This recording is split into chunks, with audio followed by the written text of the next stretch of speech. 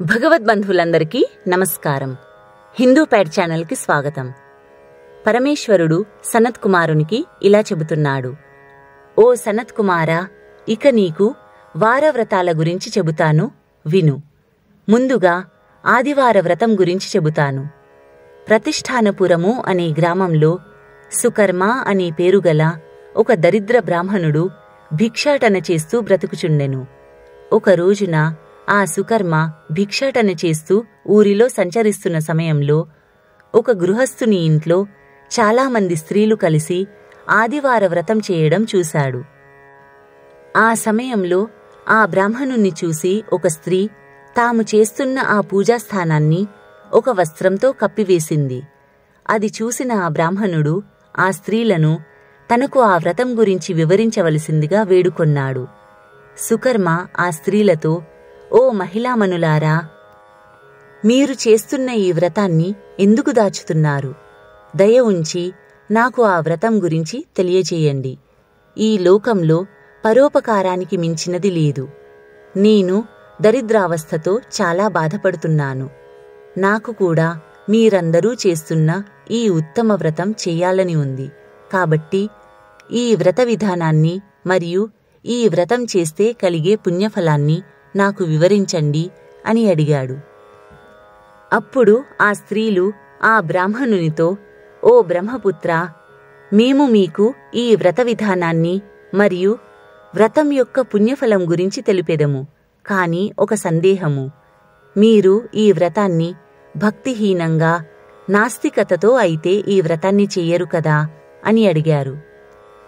దానికి ఆ సుకర్మ, మహిళామణులారా, నేను ఈ ఉత్తమ వ్రతాన్ని శ్రద్ధాభక్తులతో ఆచరిస్తాను అని పలికెను.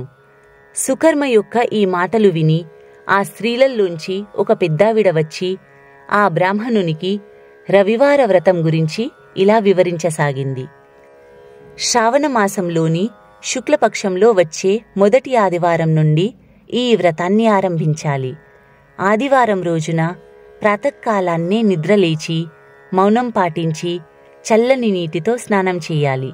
తరువాత తమలపాకుపై ఎర్రచందనంతో సూర్యనారాయణుని వలె 12 పరిధులు గల గోళాకారాన్ని చిత్రీకరించాలి. సంధ్య అనే పేరుగల భార్యాసమేతంగా సూర్యనారాయణుణ్ణి ఎర్రచందనంతో పూజించాలి. భూమిపైన మోకాళ్ల మీద కూర్చొని తమలపాకుపై చిత్రీకరించిన సూర్యుని యొక్క 12 పరిధులను ఎర్రచందనంతో మరియు జపాపుష్పాలతో పూజించి శ్రద్ధాభక్తులతో రక్తాక్షత జపాపుష్పయుక్తమైన అర్ఘ్యాన్ని సూర్యనారాయణునికి సమర్పించాలి. సూర్యనారాయణునికి మంత్రోక్తంగా పాయసాన్ని నైవేద్యంగా సమర్పించాలి. సూర్యదేవుని యొక్క 12 మంత్రాలను పఠిస్తూ 12 సార్లు నమస్కార ప్రదక్షిణలు చెయ్యాలి. 6 పోగులు గల సూత్రాన్ని తీసుకొని ఆ సూత్రానికి 6 ముడులు వేసి సూర్యభగవానునికి అర్పించిన తరువాత తాను కంఠంలో ధరించాలి. తరువాత 12 ఫలాలతో కూడిన దక్షిణ తాంబూలాలను బ్రాహ్మణునికి సమర్పించాలి. ఈ వ్రత విధానం చాలా గూఢమైనది. దీనిని అందరికీ తెలుపకూడదు. శ్రద్ధాభక్తులతో వ్రతాన్ని ఆచరించే వారికి మాత్రమే ఈ వ్రతం గురించి తెలుపవలెను. ఓ బ్రహ్మపుత్ర, ఇప్పుడు మీకు ఈ వ్రతం యొక్క పుణ్యఫలం గురించి తెలుపుతున్నాను. ఈ వ్రతం చేయడం వలన ధనహీనులు ధనవంతులవుతారు, సంతానహీనులు సంతానవంతులవుతారు, మరియు ఈ వ్రతం చేసేవారు అన్ని రకాల శారీరక మానసిక బాధల నుండి విముక్తులవుతారు. ఈ వ్రతం చేసిన వారి కోరికలన్నీ నెరవేరుతాయి. ఈ విధంగా శ్రావణమాసంలోని 4 లేదా 5 ఆదివారాలు ఈ వ్రతాన్ని ఆచరించాలి. మరియు వ్రతం యొక్క సంపూర్ణ ఫలప్రాప్తికై ఉద్యాపన కూడా చెయ్యాలి. శ్రద్ధాభక్తులతో ఈ వ్రతాన్ని ఆచరించడం వలన ఉత్తమ ఫలితాలు కలుగుతాయని ఆ పెద్దావిడ సుకర్మకు వివరించింది. ఆ సుకర్మ అనే బ్రాహ్మణుడు ఆ స్త్రీలందరికీ ధన్యవాదాలు తెలిపి తన ఇంటికి వచ్చి తన 2 కూతుళ్ళకి ఆదివార వ్రతం గురించి వివరించాడు.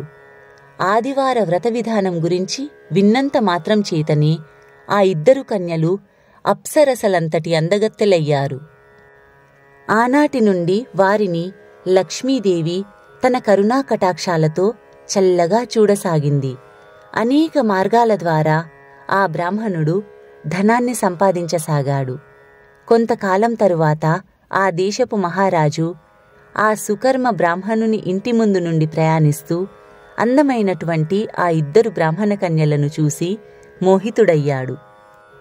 అతడు సుకర్మ బ్రాహ్మణుని వద్దకు వెళ్ళి ఆ కన్యల కోసమై యాచించాడు. బ్రాహ్మణుడు ప్రసన్నుడై తన ఇద్దరు కూతుళ్లను మహారాజుకిచ్చి వివాహం చేశాడు. మహారాజుని పతిగా పొందిన ఆ కూతుళ్ళిద్దరూ ప్రసన్నతతో నియమపూర్వకంగా శ్రావణ ఆదివార వ్రతాన్ని చేసి పుత్రపౌత్ర సౌభాగ్యాలతో సుఖంగా వర్ధిల్లారు. ఓ మునీంద్ర, సకలాభిష్టాలను నెరవేర్చే ఈ ఉత్తమమైన ఆదివార వ్రతం గురించి నీకు వివరించాను అని పరమేశ్వరుడు సనత్కుమారునితో పలికెను.